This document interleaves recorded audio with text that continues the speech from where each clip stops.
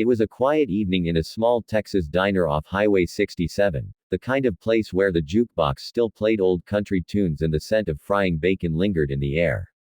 Maya moved between tables with calm precision, balancing plates of coffee and pie for truckers and travelers passing through. Her faded apron told stories of long shifts and sleepless nights, but her composure never broke. Beneath that tired smile, however, lay a past few could imagine. She had once served as a U.S. Navy SEAL, a woman of steel and discipline who had seen more than most men could bear. Yet here she was, working double shifts to send her younger sister through college, trading battlefields for a diner floor, and bullets for coffee cups. The night dragged on slowly, the hum of the ceiling fan mixing with murmured conversations and clinking silverware. Rick, the manager, sat at the counter nursing a drink he wasn't supposed to have during hours. He had a reputation around town, a man who enjoyed authority but never earned respect. His temper was short, and his arrogance filled the room like the smell of stale whiskey. Maya did her best to stay out of his way, but as the diner emptied, Rick's eyes turned toward her. When the last customer left, his voice cut through the silence, sharp and accusing. He yelled about slow service, cold coffee, and things that didn't matter. Maya kept her voice steady, apologizing softly, not because she was weak, but because she had learned long ago that silence often disarms cruelty faster than words. But Rick wasn't finished. His drunken anger wanted an audience, even if it was just her. He followed Maya into the hallway, his footsteps echoing off the tiled walls. The neon sign outside flickered red through the glass door as he shoved the bathroom door open, shouting louder now. Inside the cramped space, he threw insults that hit harder than fists. Maya stood still, her reflection in the mirror showing calm eyes hiding a storm. She had been through worse: desert missions, freezing seas, the sound of explosions, but somehow, the humiliation in that diner bathroom cut deeper. Still, she didn't flinch, didn't cry. She let him talk, because she knew anger feeds on reaction. Then he made the mistake of stepping too close. His hand slammed against the wall beside her shoulder, his voice lowering into a threat he didn't finish. In that instant, something inside her snapped, not with rage, but with control. Her instincts took over before her thoughts did. In one swift motion, she grabbed his wrist, twisted it behind his back, and pressed him against the cold wall. The sound of his breath caught in surprise, the same man who thought he held power now frozen in fear. Her voice came out calm, almost cold, when she leaned close and whispered, "You have no idea who you're talking to." The words weren't loud, but they carried the weight of every moment she had endured to survive. She released him gently, letting him stumble back, clutching his wrist and staring at her as if seeing her for the first time. Maya didn't wait for an apology or explanation. She simply turned, washed her hands at the sink, and walked out. The diner was silent, the faint hum of the refrigerator the only sound left.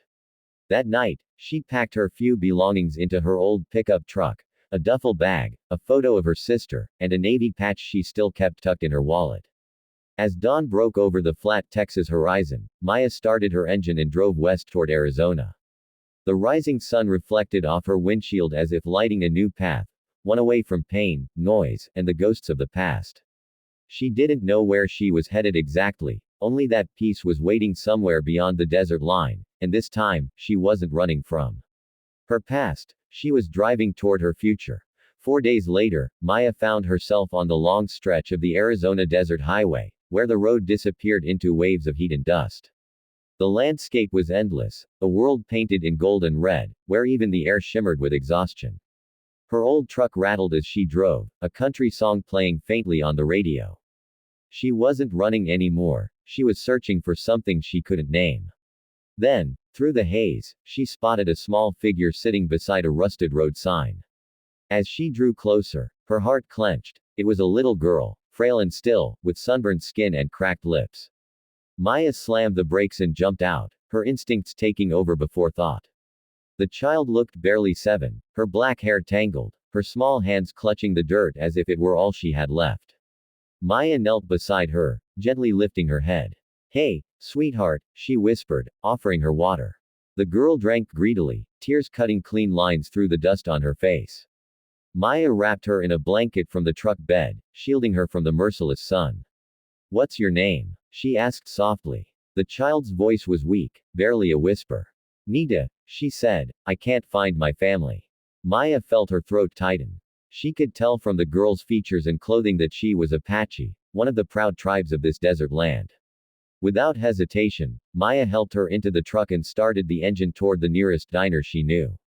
The diner was small, old, and quiet, run by an elderly couple who knew Maya from her passing visits. She explained the situation quickly, and they opened their doors without question. Inside, the smell of warm food filled the air as Maya ordered a plate of scrambled eggs and toast for the girl.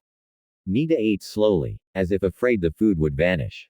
Between bites, she told Maya bits and pieces. Her family had gone looking for water when their truck broke down, and she had waited for them for days. Maya contacted the local authorities, who promised to send a search team. While waiting, Maya sat across from the girl, holding her small hand. There was something sacred in the child's eyes, something ancient and wise, as if her spirit carried the memory of the desert itself. When it was time to leave, Nita stood by Maya's truck, hesitant to let go. She took Maya's hand, looked up, and whispered, "The spirits will remember you." Maya smiled, brushing a strand of hair from the girl's face. "You just take care of yourself, all right?" she said softly before driving away. The desert swallowed the road again, but something about that moment stayed with her, the way the child's words lingered, like an echo she couldn't shake. For the first time in years, Maya felt a strange calm, as if life itself had paused to thank her. 4 days later, the sun dipped low over Maya's small desert cabin. She was sitting by the window, sipping coffee as orange light painted the horizon. The wind carried a hush through the cacti and sand outside.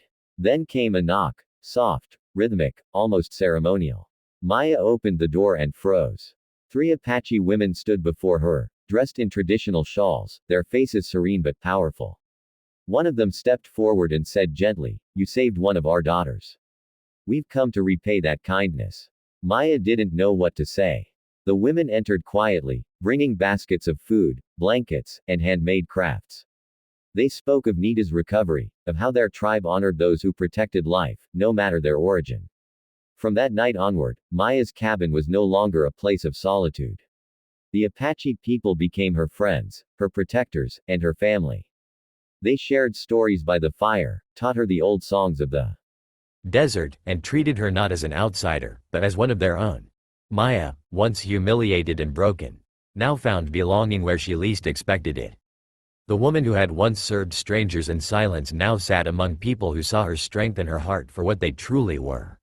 And in the quiet of the Arizona night, under a sky full of stars, Maya finally found the peace she had been driving toward all along.